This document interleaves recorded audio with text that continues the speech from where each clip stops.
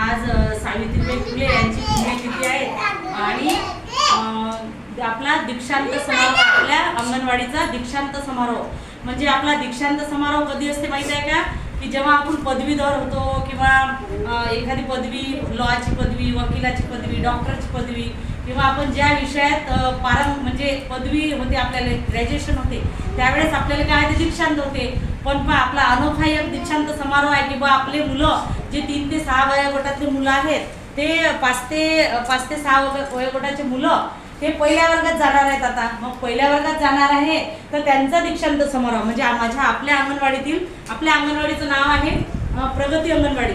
तर आपल्या अंगणवाडीतले 8 मुलं आहेत जे की मी नावं लिहिलेले आहेत.